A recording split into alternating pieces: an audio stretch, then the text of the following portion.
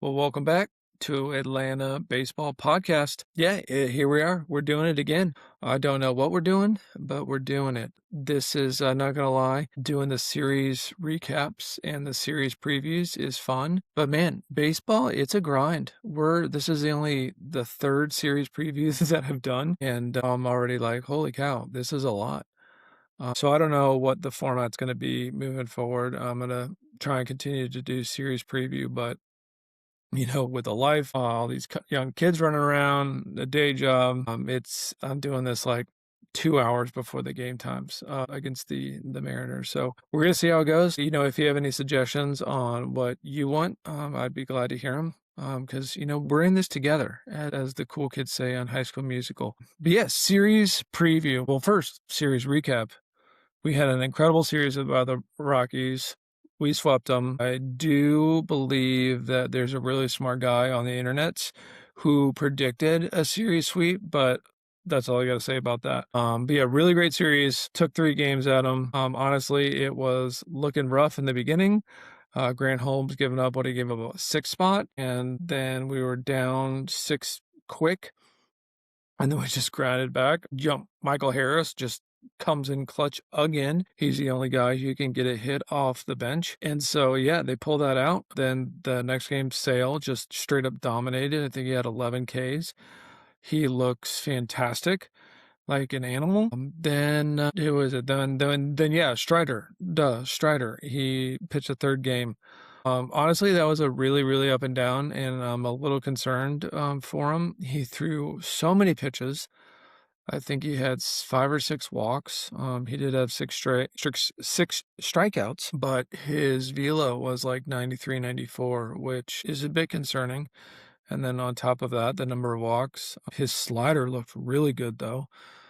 So there's that. So hopefully he can become more of a pitcher than just like relying on a 99-mile-an-hour fastball. But hopefully he figures it out next game. Other highlights, as we know, Matt Olson and Ozzy Albies, they are really, really good at baseball.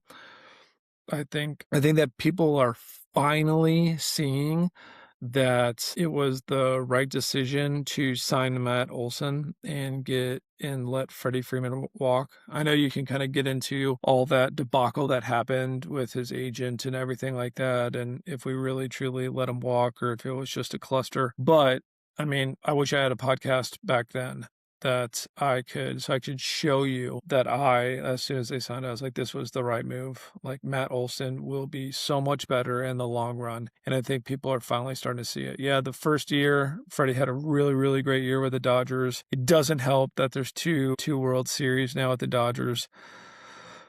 But Matt Olson is really, really good at baseball. And the scary part is he's just entering his prime. So he potentially could get better.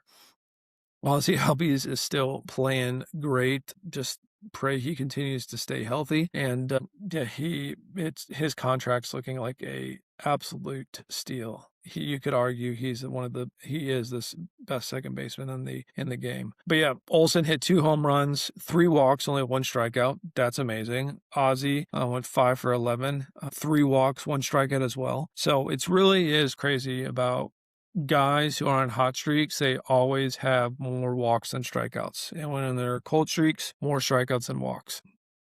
I know you can get into it of like, oh, pitchers are kind of pitching around, and when they're going bad, they're straight up attacking them. But it's always good to have like a command of the zone and know what pitch you're looking for and then attack it and be able to succeed. The other big thing, Austin Riley actually was productive this series. I don't think that he's out of the woods yet because he struck out like 11 times or something.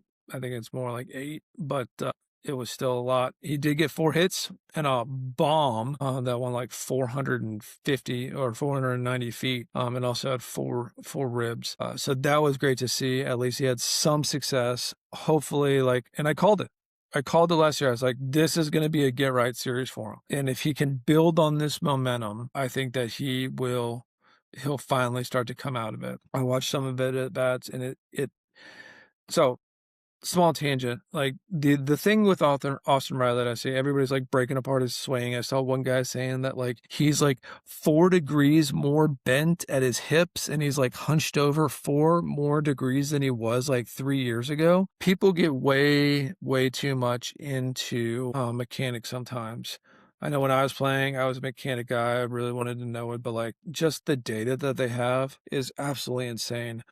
I think that people need to take a breath. I heard one major league player say, I forget who it was, but he said whenever they got out, you see a lot of players like coming to the dugout and like look at the iPad to like break down their swing and see what they did wrong. And he said that on their team, they were not allowed to look at their swing during the game or even after the game if they were off time. So like if they like weren't on time with a change of speed pitch, a change up or a breaking ball, or if they got fooled on they were waiting on an off speed pitch and they got fooled on a fastball. So if they're off timing or if they hit a pitch and they swung at a pitch out of the zone.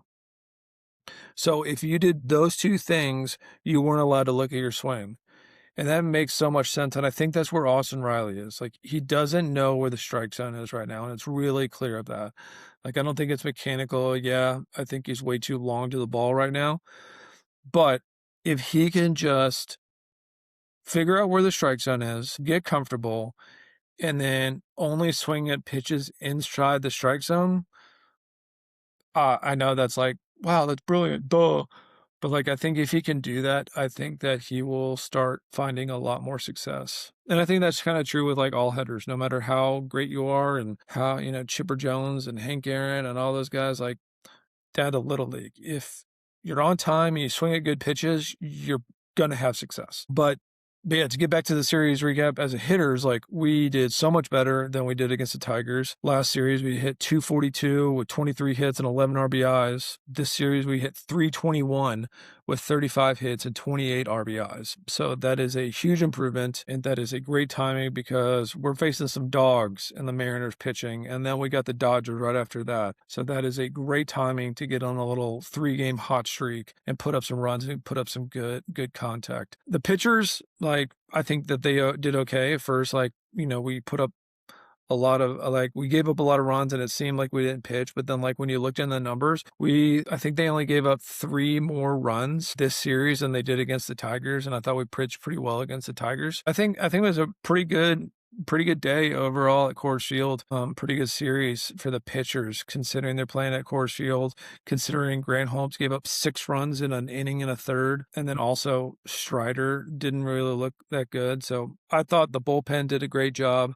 But speaking of Grant Holmes, yeah, he gave up six runs. I thought he did a fantastic job, and I think he was the reason why we won the series, specifically Game 3. Because if Grant Holmes like does not figure out a way to get 5 innings, because like man, he grinded, and kudos to Walt Weiss for letting him go. A lot of managers right there like, okay, we're a hot team, we got to figure out a way to win this. We want to keep the good times rolling. Like I'm gonna pull him after an inning or pull him in the middle of that inning. No, Walt Weiss let him go out there, and Grant Holmes like sacked up and he tossed 5 great innings. And then combine that with Chris Sale dominating for, I think, 7 innings. Like that allowed the bullpen to be completely rested and completely fresh to bail out Spencer Strider and keep the Braves in that game to sweep the series. So I think Grant Holmes is kind of the MVP of that series. A low key, yeah.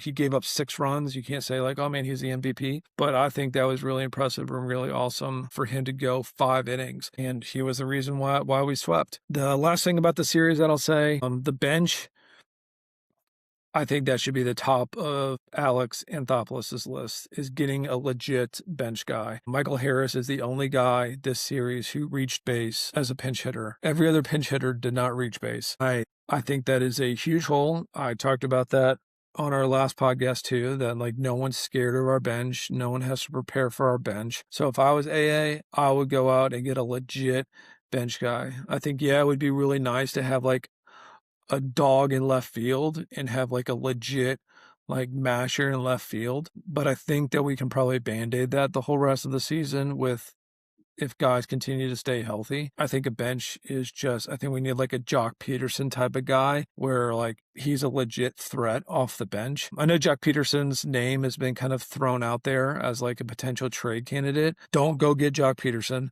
I think he is way past his prime, and I think we got the last ounce of production out of him on that 2021 team.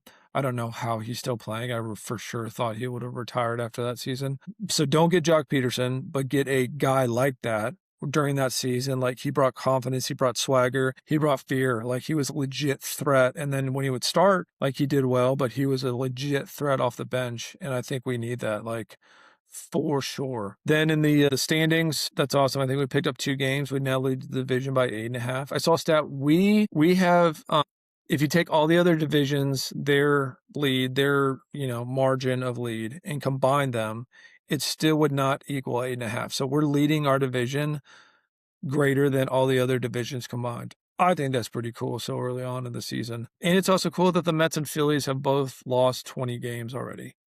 That's awesome. Can't harp on that enough. Talking about our predictions, we had another great week, and it's almost like I know what I'm talking about. I predicted that they were going to sweep. Check. I concerned that our offense needed to get right, and I talked about that a little bit. Check. They got right. I said Ronnie needs to get right. He needs to hit early in the count. All of his hits were on the first 3 pitches of the at-bat. So I know he typically does it and wasn't like a huge step out, but like he was kind of getting deeper into the counts, and it was good to see him attack early in the count again. And he found success. Talked about how predicted Riley was going to have a little get right series. Hopefully that still continues. He still had 6 Ks, which is a tad concerning, but hopefully we'll talk about the good and the positive, and it kind of builds his confidence to understand where the strike zone is. Our bold prediction didn't pan out quite as we expected. I bold predicted that Spencer Strider would have 8 Ks. He definitely was on the path of it. He threw 6 Ks in 3 1/3, which is a lot, but it's not 8. He also walked 5 guys. He threw a lot of pitches, and it looked like he was definitely struggling. But we'll chalk it up to that's a tough first assignment. Coming back from an injury, your first start is at Coors Field. Like, we'll give him the benefit of the doubt and say, like, it was just a Coors Field baloney. So he's going to get right. But I'd say that's pretty good. We had a pretty success in predictions, and we were this close in our bold predictions. So we'll call it a win, just like horseshoes and hand grenades. But that brings up to our series preview against the Mariners. They are a good team. They made the playoffs last year. They got some studs over there. It's not really panning out for them quite yet. I think they're like 16-19, so they haven't really figured it out yet. So hopefully this is not the series that they figure it out. But we're going to be facing Gilbert, Kirby, and then Wu, as those are their starters. The Braves will be throwing Richie, Elder, and Holmes. Kind of all 3 guys, pitchers, Gilbert, Kirby, and Wu, they all kind of have the same story. Like, they were really, really good last year. They're part of their studs in their rotation. Kirby and Wu are really, really good, but they just haven't figured it out this year. It's kind of encapsulates their whole team. A lot of up and down starts. Wu is having a terrible start to the year. His last 2 starts he's given up 13 total runs in only 9 total innings. So hopefully he figures it out next start and not this start. And because, I mean, I wouldn't have figured it out. He's facing the Braves, who have the best offense in the league. So, I mean, he's not going to figure it out. Not going to figure it out. But Richie, I'm really excited once again to see him. He looked really good last time, and I'm excited to see him get a 3rd start. Get kind of his feet under him, continue to do that, continue to feel more comfortable. I think he'll only grow. One thing I really hope that Walt Weiss does, it's kind of a balancing act that he's got to do. He's got to kind of protect his rookie, protect a guy who's only making his 3rd start, and keep his confidence high, because the last thing you want to do is just go out and have him get shelled and then just not be the same. So as a manager, you got to keep his confidence high, but at the same time, I really would like to see Walt Weiss let him go really deep in the games just for the sake of getting deep in the games. I think that's really important now, early on in the season, for him to start seeing batters third time through the lineup so he can figure out how to pitch rather than just throw and rely on his electric stuff. Because to change his pitching plan to see how hitters are adjusting to him so he can adjust to hitters, because the first two times through the lineup, like he's not really adjusting to hitters or making adjustments too much.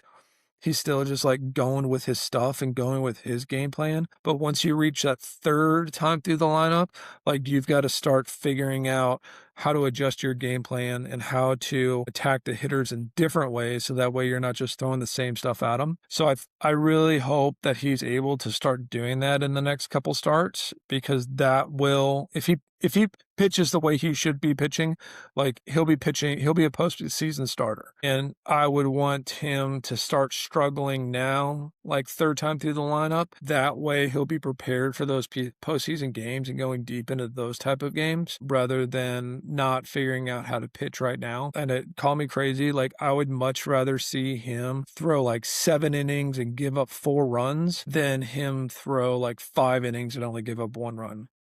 I just think that that's way more important to start going deeper into the games now rather than just like, hey, you had a good outing at five innings, throw it off to the bullpen. Like, I think he should struggle a little bit and like figure out how to pitch these hitters.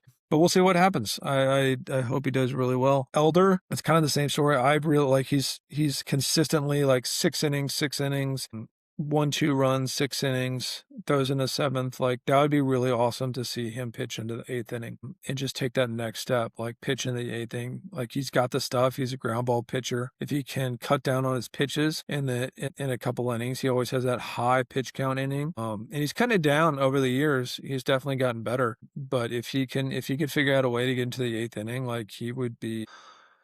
And then Grant Holmes, I think that he's going to have a great outing against them. I think, like I said, I talked about like how much he gutted it out and toughed it out. Gave us 5 innings last time, and I hope that he has if he has a much better first inning, like get us to the 6th inning, that would just be awesome. So I think our pitching is looking really good, which is very surprising considering how they started the year. In terms of spring training, and we didn't know who was pitching, and we had so many injuries. So it's been really awesome to see us pitching really, really well. Kind of get back to the Mariners a little bit. They, like I said, they have a 16-19 record. They've lost 3 in a row, and they also are 10-10 at home. So they're not playing all that great at home. Still really trying to figure it out. So I got to talk a little bit about the Mariners and my guy Cal Raleigh. One, he's struggling this year. Hasn't really hit very well. I think he's hitting like 186 with 7 home runs. So he's actually sat out 2 games recently. I think he sat out 2 games and then played the last game of the series. They just called it like overall fatigue or overall soreness or something. I think it was more of like, hey, we're going to give you a rest. Hopefully that fixes your hitting, because they need him to hit. But fun fact, Cal Raleigh, I have a personal connection to him. I played at Western Carolina, and he was the son of the head coach while I was there my freshman year. So he was out there, I don't know, 10 years old, 8 years old. And he is out there practicing with Division I college baseball players. He's out there. He was like a shortstop then, or an infielder, and he was out there shagging fly balls, shagging fielding grounders. So yeah, that was what was wild to me about when he skyrocketed last year in fame and popularity, and like in the All-Star game, talking about like he's getting cut from his high school team or whatever the narrative. Like that was all for show. Like he was practicing with Division I players since he was born. Like he was around talent his whole life, and he was so good at baseball. Yeah, I didn't know like, oh yeah, he's going to be in the majors, but like his dad was a Division I coach. He left Western my sophomore year and went to Tennessee. So yeah, he was a coach at Tennessee, and his dad played catcher, and man, I love playing for him. He was a tough dude, but he got the most out of me. It was fun. But yeah, Kyle will figure it out, man. He's a mentally tough kid. He's going to figure it out. I'm excited for him. Just don't figure it out this series. Figure it out next series. But that kind of brings up, that's kind of the series preview, and we're going to see how it goes on the West Coast trip. I hate these West Coast trips because I don't really get to watch the games a lot. I just watch the like 30-minute or the quick recap on YouTube. That's like 20, 25 minutes. But my predictions for the Seattle Mariners. My predictions for the Seattle Mariners series. I think the Braves are going to win the series again. I'm not going to, even though like my gut, not my gut, my mind and logically is like they can't win every series, but we're not going to bet against them. So they're going to win the series again. The Mariners haven't found their way yet. So we're going to capitalize it because we had a great series against the Rockies offensively. Our pitching did well. Our pitching is, our bullpen is for the most part rested. So we got all our guys. We're going to have Sean Murphy back, which is huge. So people are getting more and more healthy. But the only like hesitation I have is the Mariners are throwing 3 really good pitchers. So that's why I'm not calling a sweep. I think the Mariners get 1. I personally think it's going to be the last game. I think I think his name's Johnny Woo. I don't know. I think he figures out he had 2 bad starts. I think he's too good to have 3 bad starts in a row. I think Grant Holmes is going to do really well for us. Maybe it's like a six inning, 3 runs or something. But I think Johnny Woo's going to have our number, and we're going to struggle against him a little bit. I hope I'm wrong, but that's why I've got the show and I'm making the predictions. But now for my bull prediction, the one that people can make so much money on if they bet. Sports betting is illegal in the state of Georgia. I think Sean Murphy is back. I'm calling it that he's going to have at least 4 RBIs this series. They already announced that he's hitting 7th this in game 1, so he's going to have a lot of guys on. He's going to have a lot of opportunities. He swung the bat really well the last week in minor leagues, so I think that he's going to have 4 RBIs. I'm really excited to see him back. It just completely lengthens our lineup for him and Baldwin to be hitting in the same lineup. And if Murphy can really hit for us, we're going to be dangerous. And then if Riley is hitting, like we have the potential to be really good. So I'm excited about that. We're going to see how it goes. So 4 RBIs. Who knows? Maybe he gets 4 RBIs in the first game and I'll be Notre Dame again. But yeah, check back to see how we did. Please tag us on all the social medias, Atlanta Baseball Podcast or ATL Baseball Pod on some of our handles. As the young kids say, like and subscribe. But thanks again. See ya.